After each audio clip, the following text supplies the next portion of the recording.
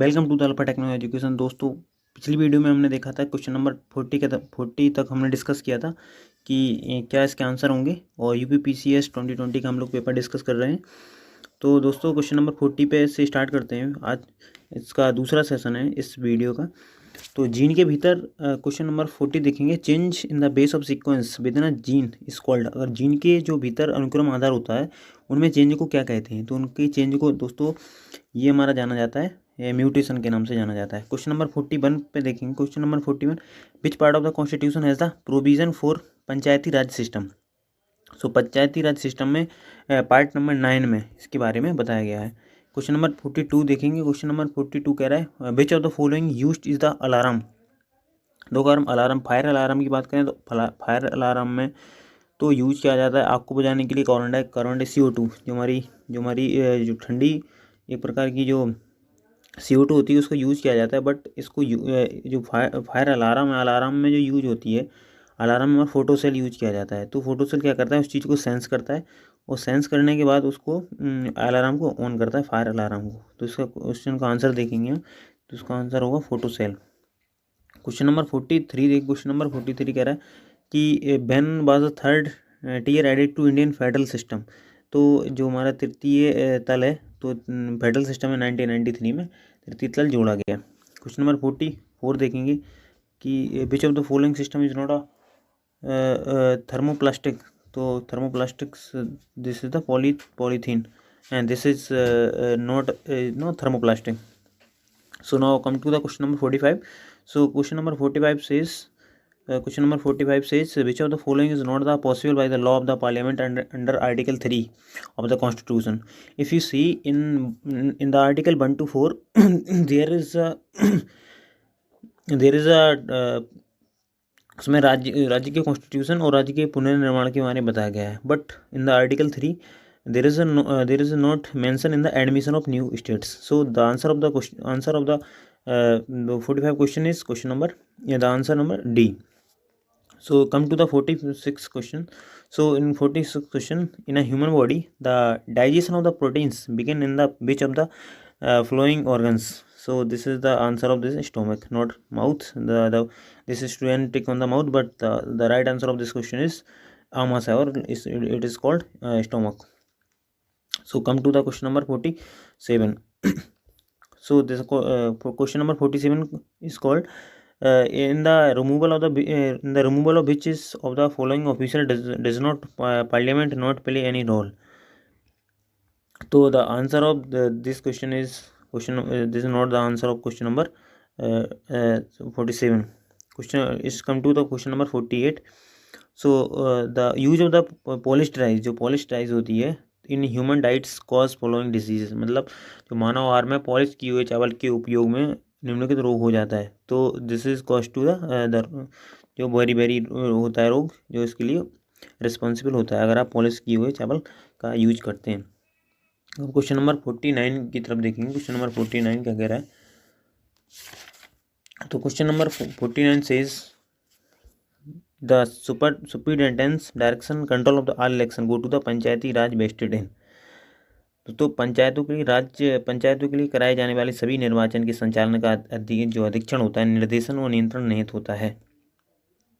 जो पंचायती राज होते हैं दोस्तों, जितने भी दो अगर हम पंचायती की राज्य की बात करें तो हमारी केंद्र सरकार और राज्य सरकार के चुनाव को छोड़कर जो हमारे राज्य के जो पंचायती राज होते हैं या जो म्यूनसिपल के इलेक्शन होते हैं, इन सब का जो इलेक्शन कमीशन होता है, इलेक्शन कमीशन नहीं करता, इसका जो अलग से स्टेट इलेक्शन कमीशन होता है। तो अगर हम क्वेश्चन नंबर 49 की बात करें तो क्वेश्चन नंबर 49 हमारा आंसर है क्वेश्चन डी। अगर हम क्वेश्चन नंबर 50 की बात करें तो क्वेश्चन नंबर 50 कह रहा है विच of the following vitamin is mainly responsible for the blood coagulation. जो ब्लड कोगुलेशन होता है, मतलब जो रक्त का थक्का जमना के लिए, तो कौन सा विटामिन जिम्मेदार होता है, तो उसके लिए विटामिन के is responsible for the blood coagulation. So answer of this question number 50 is answer number A. So going to the question number 51. So the 51 question says which article of the Indian Constitution describe the Central Vigilance Commission. Central Vigilance Commission means केंद्रीय सतर्कता आयोग।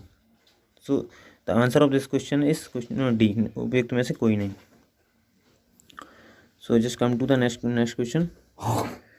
So consider the following statement about the human brain. The brain is responsible for the regulation of the heartbeat. It is responsible for the balancing the body. So the answer of this question 1 and 2 both are correct. So the answer of this question is question number C. So just come to the question number in 53. So the question number 53 says which of the following pair is not correctly matched. Which of the question is not correctly matched. इसकी बात करें the answer of this question is the interstate council, जो अंतर्राष्ट्रीय परिषद है, is not going to the article 263. So question is just come to the question number 54. The question number for which of the following substance is obtained from a tree. So this is that जो टिनकल होता है, जो सुहागा रहता है, ये हमारा वृक्ष से प्राप्त किया जाता है. So just come to the question number 55. Question number 55 says consider the following chairperson of the National Women's Commission. So अगर हम नेशनल वुमेन्स कमीशन की बात करें तो हमारा the answer of this question is goes to 1, 3, 4, 2. 1 for Jayanti Patnaik, 2 for 1, 3 for Dr. Girija Vyas, and 4 for Dr. Purnima Advani, and 2 for Mamta Sharma. So this is the answer of this question number 55 to C. Just come to the 56. Question 56. The answer says the given below are two statements. One is labeled as assertion and the reason. Assertion region का ये question है, तो उसमें assertion में बोला गया है कि inverted sugar is more sweeter than a sucrose. So पहले तो हम ये बात कर लेते हैं कि inverted sugar क्या होती है. Inverted sugar क्या होती है, अगर इसका जब भी जो हाइड्रोलिसिस होता है या हाइड्रोलिसिस ऑफ द जो sucrose is inverted sugar, and inverted sugar is more sweeter than the sucrose. So this is the assertion is correct, and the reason inverted sugar is obtained from the hydrolysis of sucrose. So the reason is also correct, and explanation is also correct. Assertion and reason both are correct. So the answer of this question is A. Both A and R are true, and R is the correct explanation of A. So come to the question number 57. So question number 57 says which region of the country conferred a special status under article 371J of the constitution.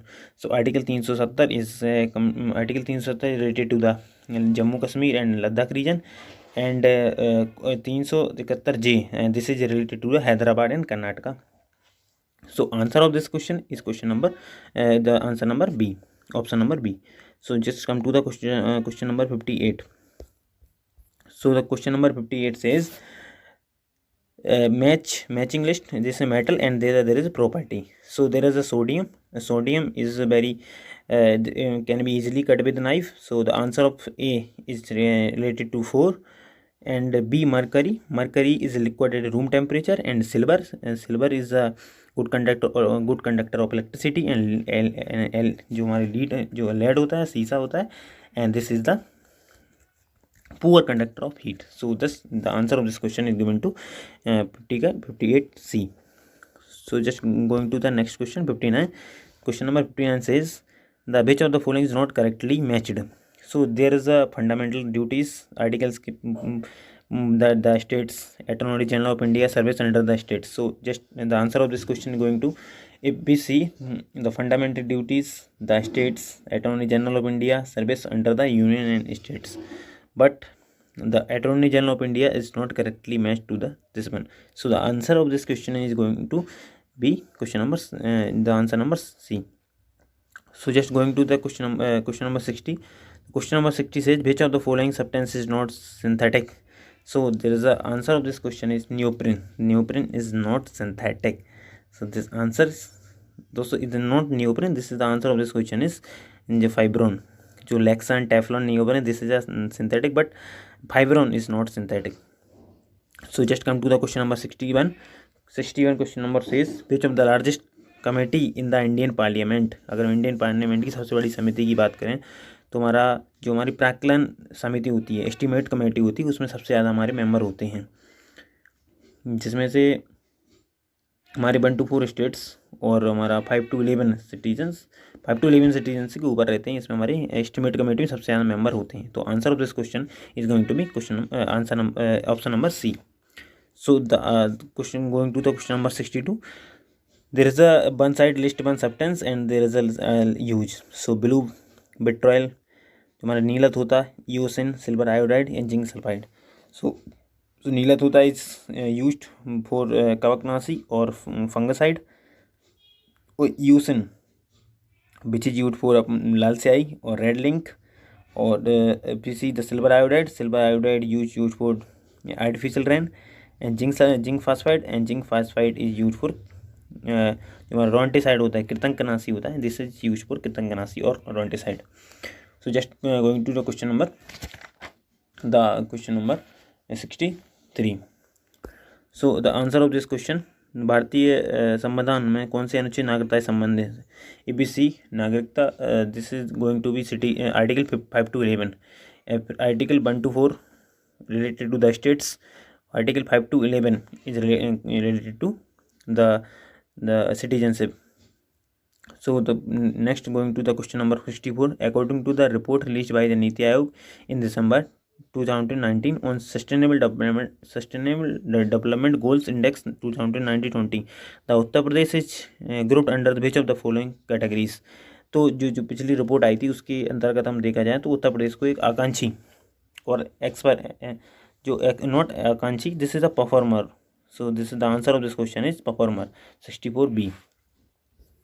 So it's going to question number 65. अगर हम question number 65 की बात करें, question number 65 कह रहा है कि the nature of the Indian political system embodies the element of continuity and the change. So the Indian politics system contains the element of the following political system such as the modern style and traditional style and saint style. So both if we see the answer of this question, assertion and reason both are correct, and the reason is satisfy, or explanation is also satisfy the assertion. So the answer of this question is going to be option number A. Next, going to the question number 66. So the 66th question said, which of the following cities, Hriday, this is also a scheme of the central government. In Hriday scheme, there is a many city or many districts which is included in the Hriday, which is Hriday means heritage city development and augmentation yojana. So in Uttar Pradesh there are the two districts in Hriday. There are Mathura and there are Varanasi. So the answer of this question is C, 1 and 2. Not and the student is ticket 1, 2, 3, 4, but this only two districts are there in Hriday, or Hriday means heritage city development and augmentation yojana. So just going to the question number 67. Question number 67 says, what can be the minimum strength of the council of the ministry including chief minister and the states?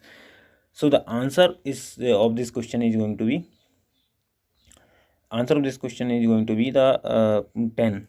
I think I'm not sure this is the 10 or 12, but I think this is could be, मुझे देखना भी पड़ेगा इस question को. Question number 68. what should be the total fertility rate of a population in order to reach the replacement level of fertility? So this is also a GK question, and answer is of this question is going for 2.1%. Fertility 2.1. So this is the answer of this question in C. So just going to the question number 69. The Supreme Court of the India initiated the doctrine of basic structure of the Constitution. So this is the very famous case, or Dr. Kesavanand Bharati case in 1973. This is also very old question, and this question is asked in many several exams. So the answer of this question is going to be option number B, Kesavanand Bharati in case 1973. Just going to question number 70. Question number 70 said, which of the following methods have been used to estimate poverty in India? So if we see your 9th NCERTs, so this question there is also method of जो हमारा गरीबी को मापने का जो method होते हैं, ये जो उसमें इकोनॉमिक्स के 9th की बुक्स देखेंगे उसमें दिए हैं. So there is a 4 method which is सिरगणना विधि, हेड काउंट रेशियो, जो कैलोरी ग्रहण, हाउस होल्ड कंजप्शन और पारिवारिक उपभोग व्यय जिसे कहते हैं हाउस होल्ड कंजप्शन एक्सपेंडिचर, और per capita income. So there is a 1, 2, 3, 4. The answer of this question goes to option number D. So just we have to see question number 71. Question number 71 said there is article 39, article 40, article 44, article 50, 48. So if we see the Article 48, it is not a separation of judiciary from the executive. Article 40 is related to agriculture and animal husbandry. If we see Article 50 is related to the separation of judiciary from the executive. Article 44 is related to Uniform Civil Code, and Article 40 this is related to organization of the village panchayat, and Article 39 is related to equal justice and free जो free legal aids हैं and equal justice. तो article 39 related to equal justice and free legal aids. So the answer of this question is related to the option number D, Article 48, which is related to the agriculture and animal husbandry. So now come to the question number 72. Question number 72 said, with reference to Ayushman Bharat Yojana, which of the following statements are correct?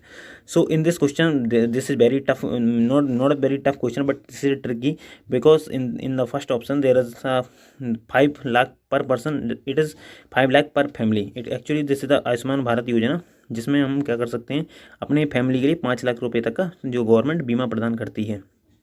तो जिसमें क्या होता है, अगर तुम्हारे 5 लाख या 1 लाख रुपए का जितना भी तुम्हारा व्यय आया, उसमें 60% केंद्र सरकार देती है और 40% हमारा राज्य सरकार है उसको व्यय करती है उसमें.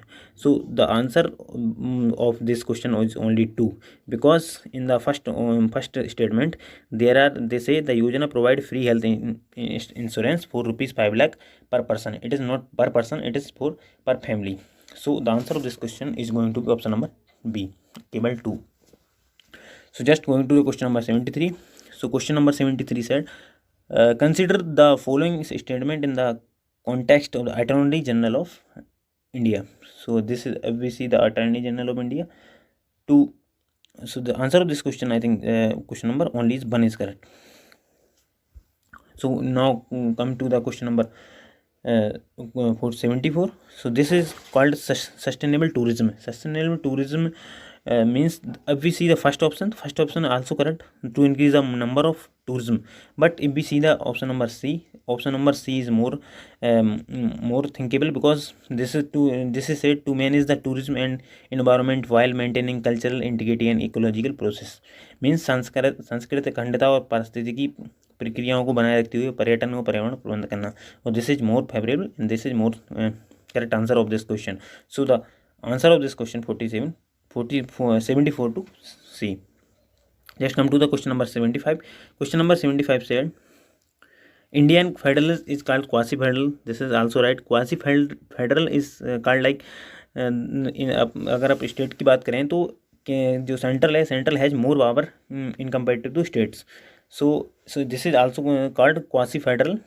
And if we see question region, so quasi federal का ये रीजन नहीं है, जो रीजन दिया गया है, India has a independent judiciary with power of the judicial review.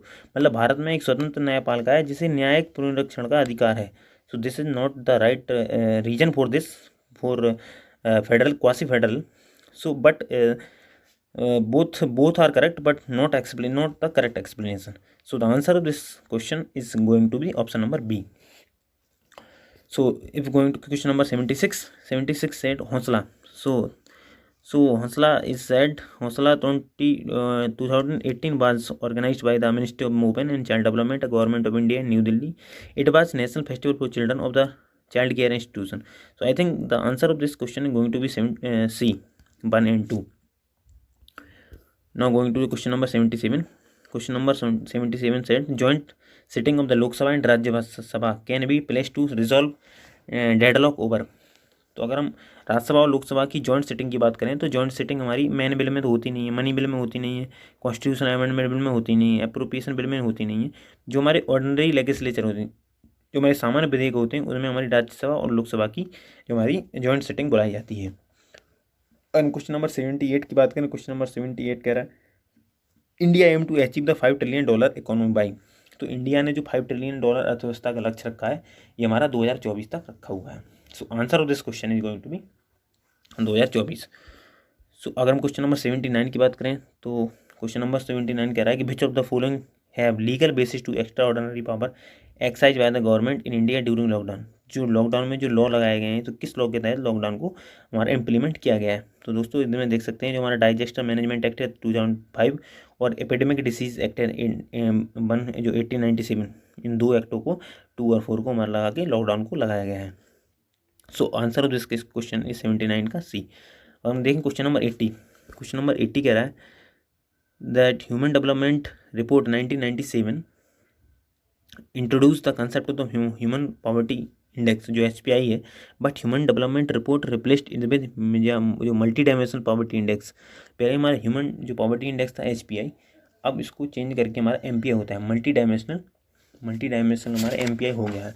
तो हमें उनको ये बताना है कि ये किस सन में, जो किस ईयर में हमारा ये मल्टी डायमेंशनल MPI HPI से MPI हुआ है। तो हम देखें ये 2010 में हमारा HPI से हमारा MPI हुआ है, multi dimensional poverty index.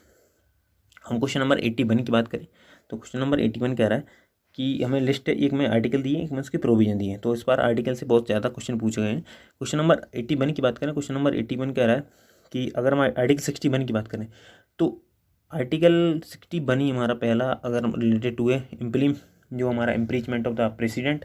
Article 19 की बात करें तो article 19 removal of the deputy chairman of the Rajya Sabha. Article 67 की बात करें जो हमारा बी है उसकी बात है रिमूवल ऑफ वाइस प्रेसिडेंट। और 94 की बात करें जो हमारा 94 है इन द इंफ्रास्ट्रक्चर, जो 94 की बात करें तो removal of speaker. So this is the, या स्पीकर को हटाना। तो इस प्रकार से हम देख सकते हैं कौन सा इसका आंसर सही होगा। नेक्स्ट हम उसके बाद चलते हैं क्वेश्चन नंबर 82 के बाद। क्वेश्चन नंबर 82 कह रहा है कि जो हमारा नेशनल इंफ्रास्ट्रक्चर पाइपलाइन है, I think I am also confusing in this question, so going to the question number 83। So जो क्वेश्चन नंबर 83 कह रहा है भारत की संविधान सभा निम्नलिखित में से किस तिथि को राष्ट्रीय ध्वज अपनाया गया था।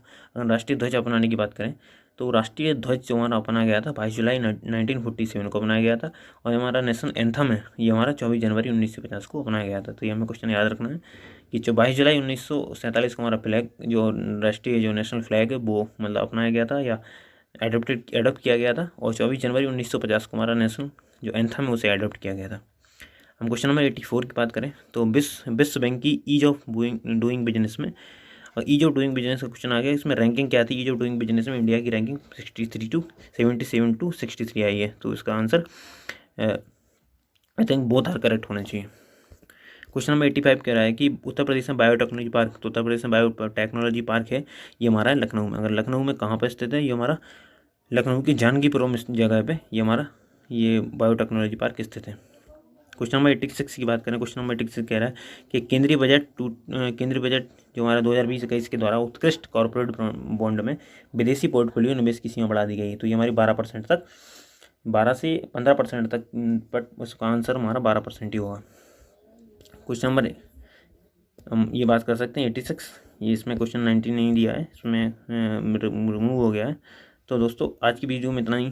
नेक्स्ट वीडियो में हम लोग डिस्कस करेंगे द नेक्स्ट 50 क्वेश्चन, 150 तक क्वेश्चन को डिस्कस करेंगे। Thank you so much.